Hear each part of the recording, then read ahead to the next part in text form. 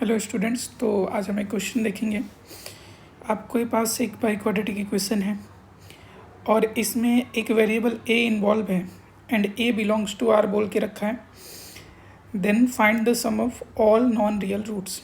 तो biquadratic है तो पॉसिबिलिटी ये है कि आपके पास 4 जो है 4 रियल रूट्स हो जाए, ये पॉसिबिलिटी है, या 2 real roots and 2 non real roots, ये हो सकता है। क्योंकि नॉन रियल रूट्स जो होगा वो हमेशा कॉन्जुगेट फॉर्म में एग्जिस्ट करेगा, या 4 नॉन रियल रूट्स हो जाए, तो ये अपने पास पॉसिबिलिटी है।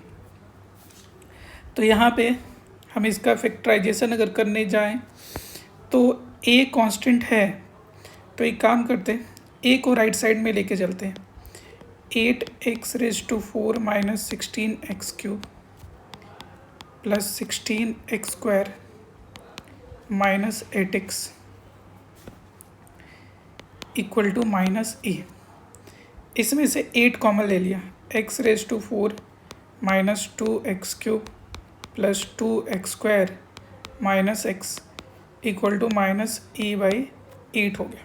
ये लेफ्ट वाले एक्सप्रेशन से हम चाहें तो x कॉमन ले सकते हैं। तो x कॉमन लिया, अगर हमने x कॉमन ले लिया तो ये हो गया x³ minus 2x² plus 2x minus 1 equal to minus a/8।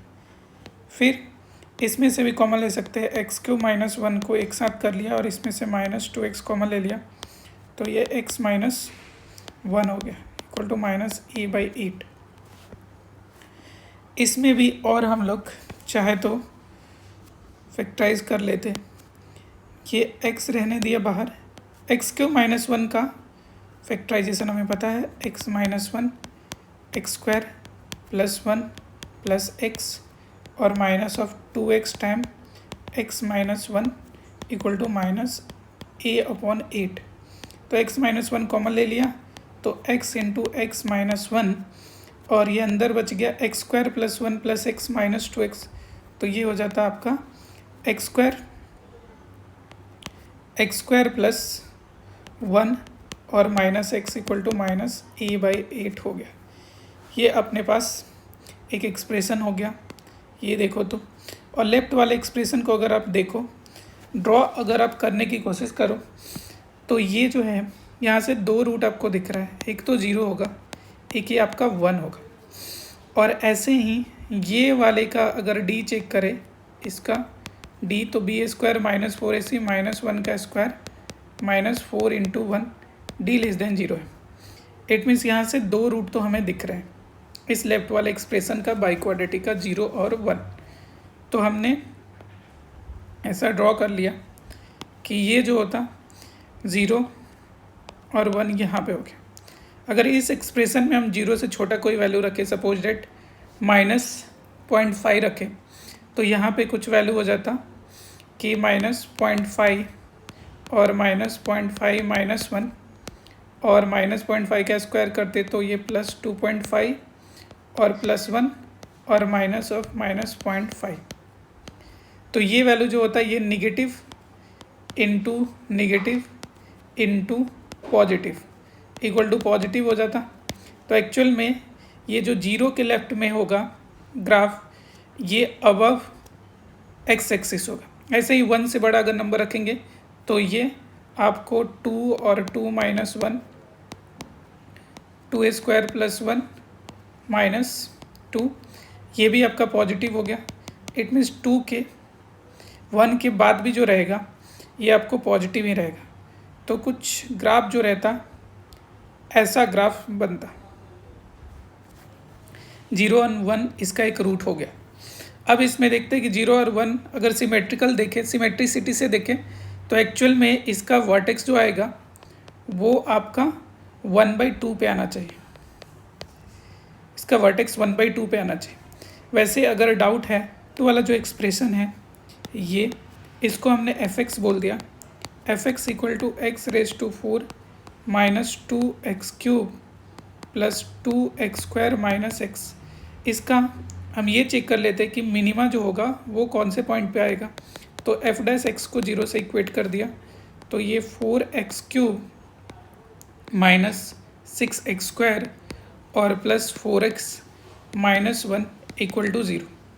वैसे ही इसको 0 इक्वेट करने पे हमें पॉइंट मिल सकता है, और यहाँ से हमें एक तो आइडिया है कि 0 और 1 के बीच में होगा। यहाँ से हमें एक चीज़ आइडिया है, तो एक काम करते हैं, हम डायरेक्ट 1/2 रख के देख लेते हैं कि क्या 1/2 पे ये 0 हो रहा है, तो पता चल जाएगा वहाँ पे मिनिमा है। तो 1/2 रखते अगर, तो -6 इंटू 1/2 का स्क्वायर प्लस 4 इंटू 1/2 -1, तो ये 4/8 और ये माइनस, ये आपको 6/4 और ये +2 -1, तो ये आपका 1/2 हो गया और ये आपका 3/2 हो गया। तो यहाँ से ये +1 आया और 1/2 - 3/2 -1, इट मीन्स 0 हो गया। तो हम ये बोल सकते हैं कि 1/2 जो होगा उस पॉइंट पे मिनिमा आया होगा। तो यहाँ का कोऑर्डिनेट जो होता वो होता 1/2, अब इस एक्सप्रेशन में, इस वाले में x का वैल्यू अगर 1/2 हमने रख दिया, तो x का वैल्यू 1/2 रखा, तो f ऑफ 1/2 क्या मिलता हमें, तो 1/16 -2 इंटू 1/8 प्लस 2 इंटू 1/4 - 1/2, तो ये तो कैंसिल आउट हो गया, ये 4 हो गया, तो 1/16 - 1/4 ये आपको -3/16 मिल गया, तो ये हो गया -3/16। तो हमें इस पॉइंट का कोऑर्डिनेट निकल गया, इसको अगर b बोलते तो b का कोऑर्डिनेट ये है। अब हम ये देखते हैं कि आप देखो कि राइट साइड में जो एक्सप्रेशन था वो a-8 था, वो आपको a-8 था। तो हम ये चेक करेंगे, यहाँ से हमें ये चेक करना है कि ये जो इसका लोएस्ट वैल्यू है y में -3/16 है। तो हम ये बोल सकते हैं कि -3/16 से इफ़ -a/8 ग्रेटर देन -3/16, तो इस टाइम तो हमें पक्का पता चल रहा है कि 2 रियल रूट होगा। बाकी यहाँ पे 2 रियल रूट दिख रहा है, तो और 2 जो होगा वो नॉन रियल रूट्स हो सकता है, होगा ही।